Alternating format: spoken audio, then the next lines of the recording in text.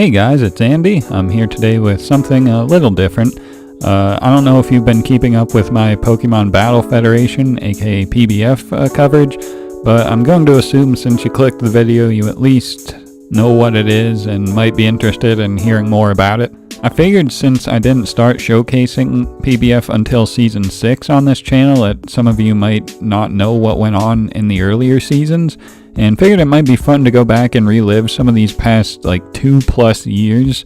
So that's what this video is. I'm just gonna go into detail about my team, important battles, stuff like that. So like I said, I hope you enjoy the video, and we'll just get started. The PBF, or Pokemon Battle Federation, is a draft league that was created by a guy named Diego, who would also go on to take a role as the coach of the New England Pyroars. With the help from Scoot, aka Zamcro, who is also a coach, his team being the Pittsburgh Steelix, the league began looking for coaches in early August 2015. Scoot was the first to ask me to join. Hesitant at first, I ultimately agreed. I needed a team name though. I wanted to name my team the Pittsburgh Pyroar after the Pittsburgh Pirates, since that was really the only sports team I even remotely felt any connection towards. But since there was already a team with Pittsburgh and one with Pyroar in their name, I started trying to think of other options. Thinking of other baseball teams, I finally got to the St. Louis Cardinals and thought I can make something out of this. Initially debating between the Carbinks and the Caracostas, I made my fateful decision to be the coach of the St. Louis Carbinks that day, and it's stuck with me since. I initially drew my own logo on my Wii U. After submitting it, one of the coaches, I believe it was Scoot, offered me a much more professional looking one. This then became my logo until another coach, this guy coaching the San Francisco Flareons, gave me this, which completely surpassed all my expectations. I still use this logo to this day, and the guy who made it hasn't been active in years. If you're watching this by any chance, man, thank you again for this logo. With my team name and logo finalized, we were able to get together enough coaches and finally begin drafting. Unfortunately, the document that we use to keep track of everything has been deleted, so I don't have easy access to all the information about the other coaches. The same is true for all the docs from seasons 1 through 5. After each season, the docs get deleted, so a bit unfortunate, but I've gone over what I could find so I could present it here. There were 16 coaches in all. There was a noteworthy skill gap between some of the players. I don't really like saying that, but I'm not exaggerating when I say some people didn't even give their mons items or EV train them. Alright, EV training. That brings me to my next point. This season was all in-game Oris. Each coach was responsible for getting their own mons to use each week. Occasionally problems would arise because of this, in which case a battle on Showdown was allowed if both parties agreed. But for the most part, these battles were done in-game. So because of that, I can't provide you with, good quality recaps of most matches. Again, I apologize, but let's just move forward. The drafting process had begun. This was done in a tier-based system where each coach would select 3 mons from Smogon's OU tier, 3 from UU, 3 from RU, and 3 from NU. PU wasn't even an official tier back then. So this worked, pretty nicely. Anyway, we started with OU, and guess who got the very first pick in PBF history? None other than your boy. So I initially picked Lando T, but soon afterward there was an announcement that a few Uber Pokemon would be allowed to be drafted, including things like Mega Blaziken, Greninja, and Aegislash. So I immediately redacted my draft and snagged Greninja. I knew once I did it was over. Also from the OU tier I got Latios and Mega Manectric. Then from UU I got Swampert, Gothitelle, and good old Blissey. From RU I got Hitmontop, Fletchinder, and Virizion. And from NU I got Persian, Lapras, and Granbull. Whew. I cheesed that draft so hard. You might be saying to yourself, well, this team doesn't seem so bad, but there was never anything saying you couldn't use certain abilities. So I had a Greninja that I abused Protein with. I had a Gothitelle that I abused Shadow Tag with. My team basically had 2 Ubers because of that. 2 OU, 2 UU, 3 RU, and 3 NU. So yeah. Anyway, with this team, I went undefeated in the main season. Like I said, some coaches weren't exactly the most experienced, but even some of the more competent players just weren't able to keep up with my team. I remember one guy had one of the most disgusting stall teams you could imagine. The team was the Memphis Magnazones, coached by Banded Caterpie. Anyway, he had a team we nicknamed Team Bulk. It had Aegislash, Chansey, Mega Slowbro, Umbreon, Cresselia, Chestnut, Weezing, Rhyperior, and then like a few non-bulk mons like Meloetta, Rotom, Mow, Archeops, and Politoed. I remember feeling so accomplished when I smashed his team. I trapped the Chansey with Gothitelle, tricked it a Scarf, Toxiced it, and once it went down, the rest of my mons were able to put in work. Anyway, yeah, like I said, I went undefeated in the main season, so I went on to the playoffs. Here I faced Scoot. We agreed to play on Showdown so I could record the battle live, and fortunately this replay still exists, so yay, I can show this one. I basically had this plan to outplay his Mega Alakazam since I scouted how he liked to play with it and knew he'd probably have Protect. Because keep in mind, back then, Megas didn't get their auto speed right away, so his Mega Alakazam would still get outsped by my Greninja initially. Knowing this, I brought Shadow Sneak on my Greninja, so I could still hit him hard enough to put him in range of my Fletchinder, who I planned on being the one to sweep through his team. What I hadn't considered was that Mega Alakazam gets Trace, so when it's him versus my Greninja, he gets Protein, okay? And then, when he uses Protect, he becomes Normal type. So when I try to Shadow Sneak, he's unaffected, and I'm unable to get the chip damage off, and he's able to just pick off the rest of my team. So yeah, that happened. After going undefeated in the main season, Scoot put me down in the semifinals. He then went on to face the Magnazones and ended up beating him too, thus becoming the PBF's first champion. Going back and reliving these moments is really fun. In fact, back then I remember I was so excited that I actually drew my roster of Mons. I don't even know why, really. I don't even know why I brought this up. Just good memories, I guess. But yeah, that was Season 1 of the PBF in a nutshell. This was my first time participating in a draft league, so I was pretty proud of myself, even though I didn't win the championship. Season 2 began pretty much after the end of Season 1, which was late November 2015. After the unbalanced skill levels from coaches in the previous season, there were efforts to make sure the new lineup of coaches were, more competent battlers. That's about the only change, though. Most of the rules remained, with the exception of allowing the broken Mons down from Ubers. So, no more Aegislash, Mega Blaziken, or Greninja. When it came to deciding the drafting order for OU, it wasn't randomized like it would normally be. Instead, your record from your previous season determined where you'd be in the draft order. In other words, Scoot, who was the Season 1 champion, was given the last pick, with myself being third from last, and the newcomers getting first picks. With this in mind, I wasn't sure if I would be able to draft who I wanted, but surprisingly I was. My very first pick was Mega Metacham. This was right around the time when this thing really started to come back in OU, and I was so hyped because I loved it, but I never had much luck using it in the past. But at this time I felt I was ready to give it another try, in draft format. And then my second OU Mon was Talonflame. In my head canon, I told myself that my Fletchinder from Season 1 evolved after that final battle with Scoot, and came to my side to fight for me once again.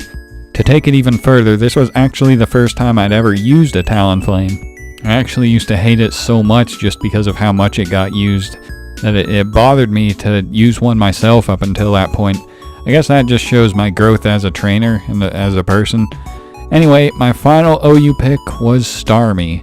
Then it got to UU and the drafting order went back to being randomized. My first UU pick was Swampert once again. Old habits die hard. Then I got Mamoswine and Noivern for my other two UU Mons.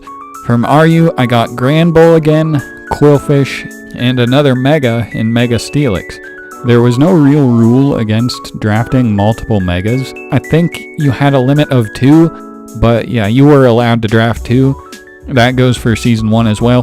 The only rule regarding Megas was that you had to Mega the first turn you stay in and do something. Anyway, finally for NU, which included PU now since it had become an official Smogon tier, I picked Persian again, Magmortar, and my own mascot, Carbink. When it came to my performance this season, I didn't do quite as well as I did Season 1. I battled Diego for the first time and ended up losing to his Reuniclus. I also lost to another coach, Henry, who coached the Sheffield Scissors. But at the end of the main season, I ended up at, I believe, 8-2, so I still made it into playoffs. One battle worth noting was against a friend named Raymond, coach of the San Francisco Arcaniners. He had a Suicune, which my team struggled to the bone to deal with. I came up with this jank strat where I tricked it a choice band with my Persian, and that actually allowed me to beat it and win the battle. That was a highlight for sure, and definitely one of my favorite PBF memories. Anyway, playoff week 1, I went up against Henry again, and I actually managed to defeat him this time. So in week 2, it was me versus none other than Scoot once again. And once again, Scoot had Mega Alakazam. But this season, he also had a fat core consisting of things like Chansey, Weezing, Rotom, and Mandibuzz. Things that my Medicham was looking like it could just tear through. In a cruel twist of fate though, Scoot brought the ultimate Medicham lore. Choice Scarf Weezing with Destiny Bond. So when it was Medicham vs Weezing, he got the Destiny Bond off. I went for Psycho Cut and took us both out. Then with my Mega Medicham gone, I'd used too many resources to take out his fat team, and he ended the game with his Infernape. So once again, I lost in the semifinals to Scoot. I was a little disappointed again, but I reassured myself that I was still able to do this well this season despite not having the busted Season 1 team and a cast of, more experienced coaches.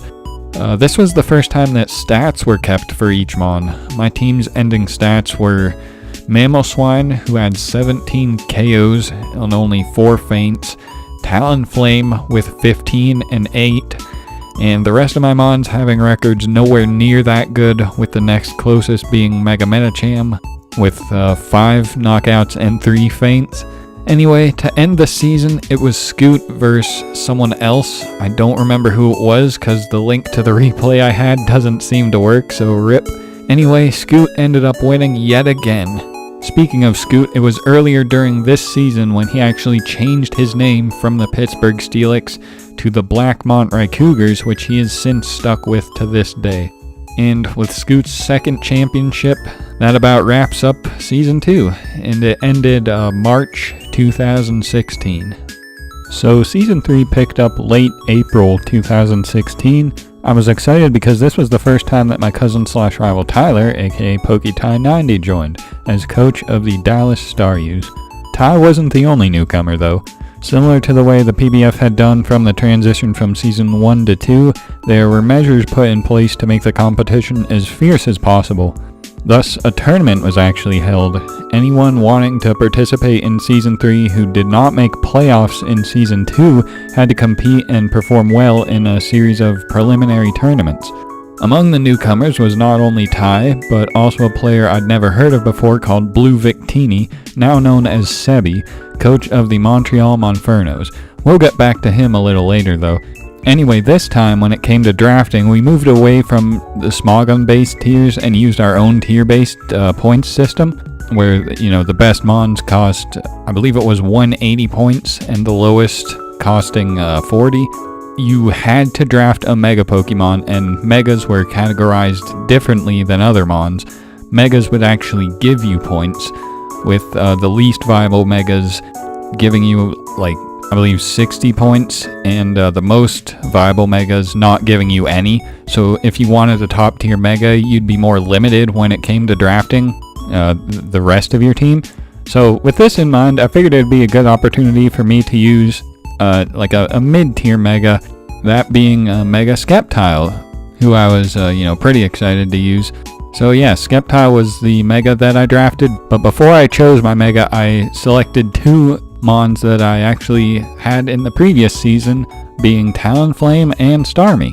So I felt this was actually a nice Fire Water Grass core, especially seeing the duality of Starmie and Talonflame do well for me in Season 2. Anyway, for the rest of my team, I chose Empoleon, Azelf, Mienshao, Bronzong, Terrakion, and again 3 more from my Season 2 team, Lapras, Granbull, and Carbink. Actually, Lapras was from my Season 1 team, but anyway, as you can see, this was the first time I didn't draft Swampert. After 2 seasons of it doing pretty well for me, I felt its 4 times grass weakness was just too problematic, and chose to forgo Swampert this season. I was really liking the way my team looked though, and couldn't wait to get the season started. So week 1, my opponent couldn't do in-game, so we battled on Showdown. I ended up losing. I told myself that it was just a bad matchup, and that I would recover right away. Week 2 was a big one though. Me versus my cousin Ty. Feeling I had the edge due to my 2+ seasons of experience in draft format, I felt I could overcome him, pretty easily. His team had a sand core of Excadrill plus Mega Tyranitar, along with other threats like Azumarill, Celebi, Jellicent, Crobat, and Zygarde, to name a few. After prepping so hard for the sand core though, I ended up getting my team shut down by Jellicent, and then his sand core plowed through my team anyway. Another loss. I was proud of Ty, but starting to question myself. Nah, I'll bounce back this week, I told myself, as I went up against Sebi week 3. Sebi had an unforgettable team consisting of things like Mega Absol, Tangrowth, Reuniclus, Clefable, Heatran, Seismitoad, and his trusty Staraptor. I was preparing heavily for Mega Absol while neglecting his Reuniclus, which proved to be my downfall. Nothing on my team could break it, except for my skill-swapping Carbink with Toxic. Of course, once he realized his Reuniclus was susceptible to Toxic, he switched out right away to ensure its safety. Ultimately, I just couldn't dent his team, causing another loss for me. I was now 0-3, and this was the first time that I had actually felt washed up in the PBF.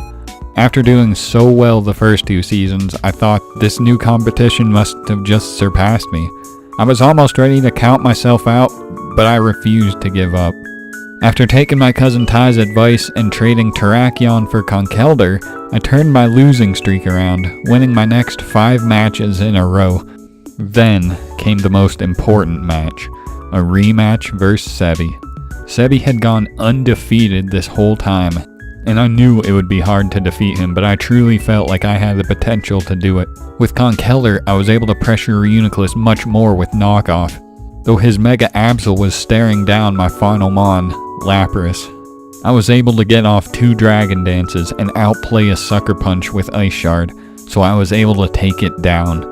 Thinking I'd be able to pick off his remaining Staraptor with Ice Shard and Seismitoad with Freeze Dry, I was ecstatic, thinking I'd be the one in the league to put an end to Sebi's winning streak. But it turned out he had Scarfed Staraptor with Quick Attack, so he was able to outspeed my Lapras' Ice Shard after all, defeating me and eliminating me from playoff contention. I still had 3 more matches, including a rematch against Ty, which I also lost because I inexplicably thought Weakness Policy only gave +2 special attack and not attack. Probably because in the back of my mind I was thinking Nasty Plot because he used that before against me. Turns out I actually got 6-0'd, good lord. At the end of the main season, I was 7-5. As far as my team statistics, Talonflame had my most KOs at 12 with 8 feints, and Conkeldurr and Lapras having the best differential with 9-2 and 9-3 respectively.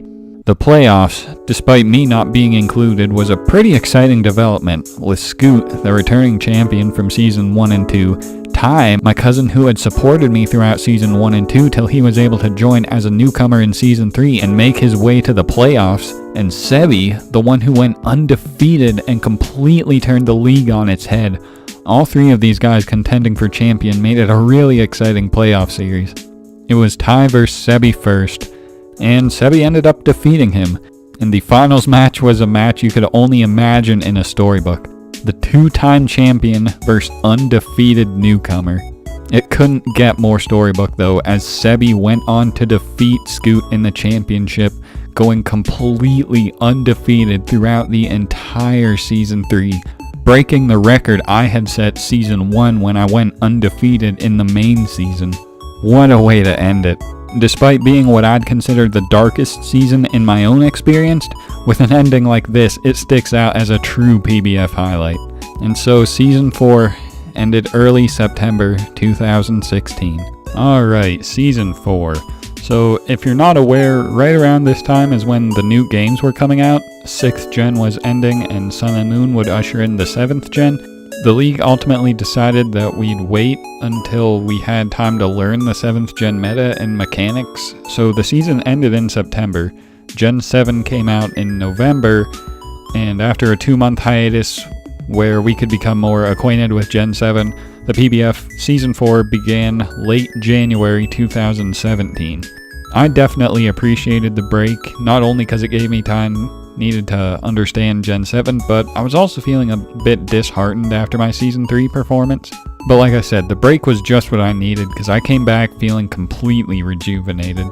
Anyway, there were some notable changes this season. The biggest one was that because, I don't know if you remember, but in the games Sun and Moon, they didn't originally have all the Mega Stones available.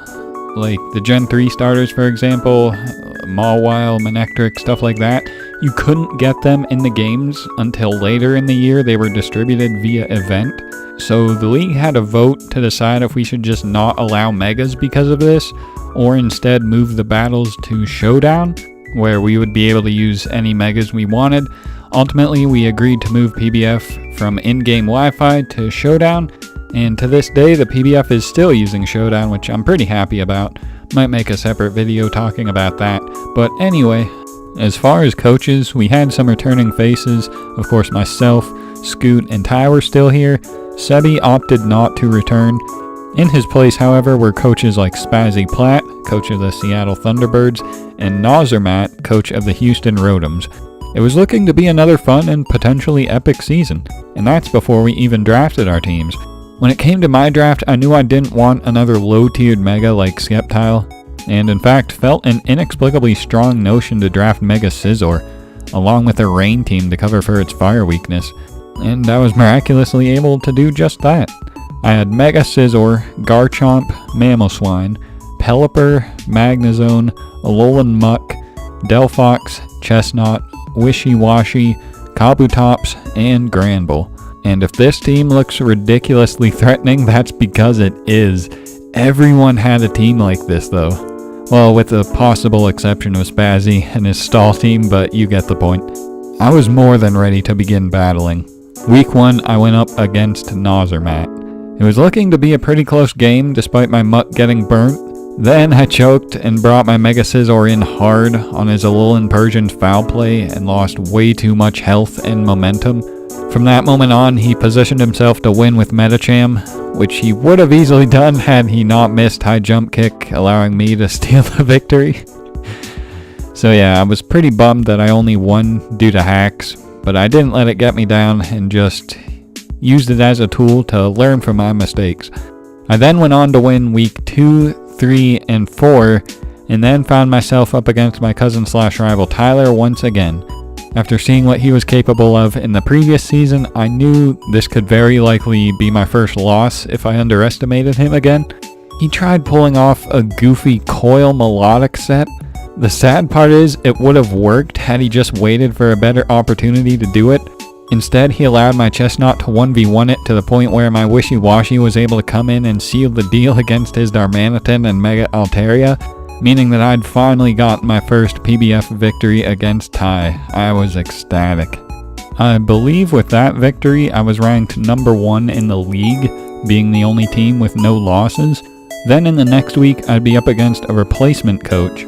One of the original coaches dropped out, and my buddy AAA Battery became his replacement, coach of the Cleveland Escavaliers.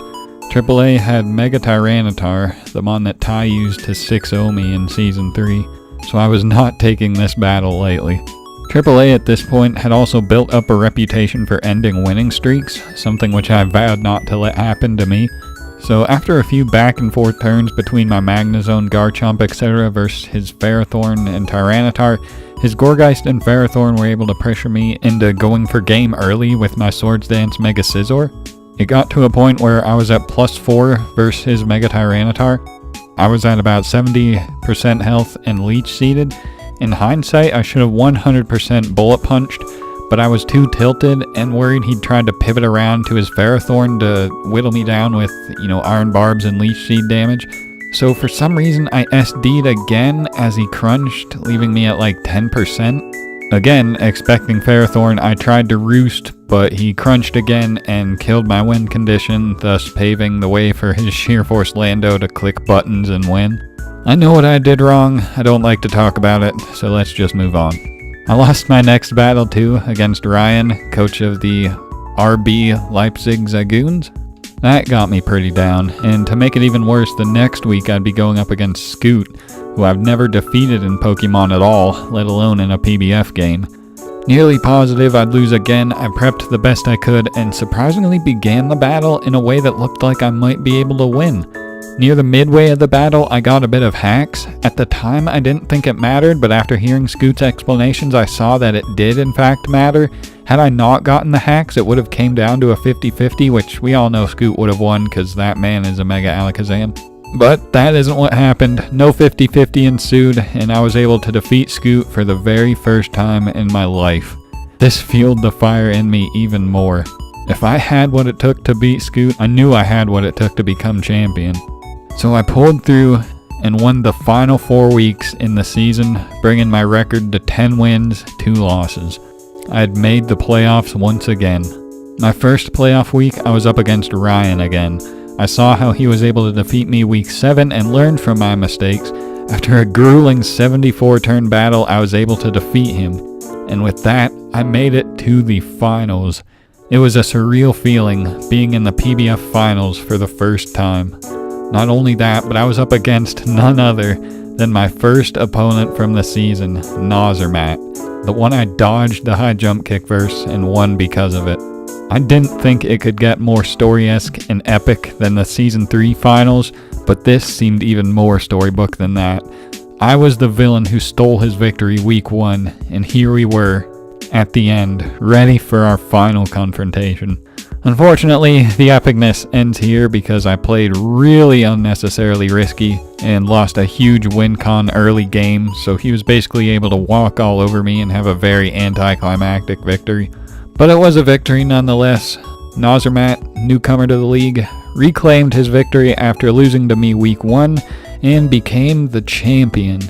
Unfortunately, it seems I don't have a record of my stats at the end of the season, so I can't give an accurate final list, but I do know that by week 5, every member of my roster had gotten at least 1 kill, a feat which no other team had done, which leads me to believe that I had a bunch of well-balanced mons when it came to KOs and feints.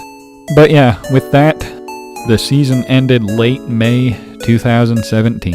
And finally we get to Season 5, which began mid-June 2017. A lot of the rules from Season 4 remained the same, with the exception being that now Z-moves were allowed. Instead of needing to draft a Mega, each team had to designate 1 member of their roster which would be able to use non-status Z-moves. As far as coaches, for this season, the participating coaches dropped from the previous season's 16 down to 12, allowing for a much less overcrowded drafting system in my opinion. Among returning coaches was myself, Nozermat, Scoot, Diego, who dropped out Season 3 and had been absent since, as well as a few others. Spazzy and AAA weren't among the returning coaches. A noteworthy new addition this season, though, was A1 Gallade, coach of the Gainesville Gallades. It was looking to be a fun season, and I was ready to draft a fun team. My team was Latios, who became my Z-Mon, Mega Blastoise, Arcanine, Tangrowth, Metagross, Nidoqueen, Machamp, Braviary, and Granbull. If you've been paying attention, you'll notice that all 5 seasons I drafted Granbull. It's become my fairy of choice to the point where I named it Franchised in honor of its loyalty. Anyway, with this team, I knew I'd be a force to be reckoned with. The majority of my team was on the slow, bulky, and/or hard-hitting side. It didn't take too long for coaches to realize this and take advantage of this flaw, though. I won my Week 1 game pretty convincingly. Week 2, I was up against Ryan. After a difficult game, I was able to put myself in a position to win against him, only to then put myself in a position to get haxed, which I did. I forgot Thunderous could learn Dark Pulse, and my Assault Vest Metagross got flinched, which lost me the game. A bit disheartened, I tried not to let myself get too discouraged since that loss was pretty much out of my control. Week 3, I was up against Nozermat once again, and his team was matched up particularly well versus mine. Combined with his ability to play well, I couldn't win against him. My Week 4 game was against Curtis, who joined mid-season during Season 4 as a replacement coach, this time now as a full-time coach of his Wisbeck Town Weezings. After defeating him, I went on to face Scoot Week 5. The battle was somewhat evenly matched early to mid-game, with shenanigans like my Sunny Day Solar Beam Arcanine to combat his Suicune. It came to a head though when his Charizard went for Dragon Dance, as I expected him to predict my Scarf Latios coming in to prevent his +1 Zard from sweeping me. I thought he'd go for Dragon Claw, so I brought in my Arcanine. Instead, he was able to get off a Dragon Dance, and then another one since my Arcanine couldn't threaten him, allowing him to outspeed my Scarf Latios. He then swept my entire team 5-0. So yeah, I didn't know what to make of this loss, so I just moved on and prepped to face A1 for the first time in Draft League. This game, basically I did everything right when it came to prepping. I just got unlucky with some damage rolls and made a few preemptive clicks that I wasn't able to cancel, like sacking my Machamp for no reason and going for Sludge Wave against his Mew when he had a Terrakion he could switch to.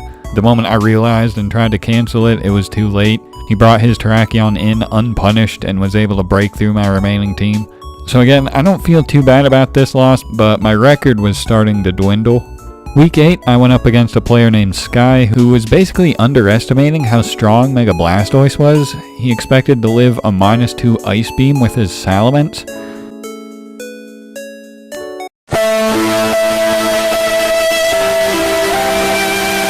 Now, I love Ments, so I was sad to see it go down, but the fact that it did kinda won me the game, so no complaints there. Week 9, I was up against Ty. It was a pretty even game up until he got a crit with the -2 Shadow Claw, which put him in a position to win with his Salazzle, provided he didn't miss Overheat, which he didn't. Again, I felt like the loss was out of my control, so I didn't dwell on it. Week 10, I went up against a player named Bren. The game was pretty evenly matched until it came down to his +1 Garchomp versus my Granbull. I calced and made sure I could live Iron Head and Poison Jab. Once I saw I could, I felt comfortable staying in. Turns out though, he had Iron Tail, which would have knocked me out, but he missed, allowing me to KO it with no consequences. But then he got some hacks right back. His +3 Manaphy froze my Tangrowth with Ice Beam, which allowed his Manaphy to beat it 1v1, which whittled my resources to where he was able to secure victory versus me. Again, felt this loss was out of my control, so it didn't really bother me. Unfortunately though, after acquiring this many losses, I was eliminated from playoff contention. Even if I were to win my final game, which I did because I went up against a team which I matched up ridiculously well versus. Basically, the point of going into detail through these games was to show the pattern where I'd win one game, lose two, win one, lose two, win one, lose two, win one. Just an interesting trend that I noticed. But yeah, unfortunately I didn't do as well as I thought I would have when I drafted the team. A lot of it was hacks related though, so I never got too upset about it. Though I was hoping to make playoffs once again. Speaking of playoffs, A1 Gallade actually made it to the semifinals where he faced off versus Scoot. Scoot was on a mission to reclaim the title though, so he put down A1 in the semifinals and then put down Greg, coach of the Chicago Ursaring, in the finals. And once again, Scoot, after 2 seasons without it, reclaimed the championship of the Iwata Cup, thus bringing Season 5 to an end at the end of November 2017. And that's where Season 6 begins. I uploaded all my Season 6 footage onto this channel though, so if you're interested in seeing that, make sure to check out the playlist, which I'll link in the description. And if this gets enough love, I might actually make another one of these when we get to Season 11, and I can do a recap of Seasons 6 through 11. I don't know though, we'll have to see about that. Anyway, I hope you guys enjoyed this. Like I said, this was a lot of fun to make, just going back and reliving some of these moments. I definitely enjoyed it. Like I said, I hope you guys did too. I believe I covered everything that I wanted to. Like I probably could have went into more detail about some games, but I figured I would give you, my perspective of things at least. So yeah, I believe that's all. Thank you guys for watching, and have a good day.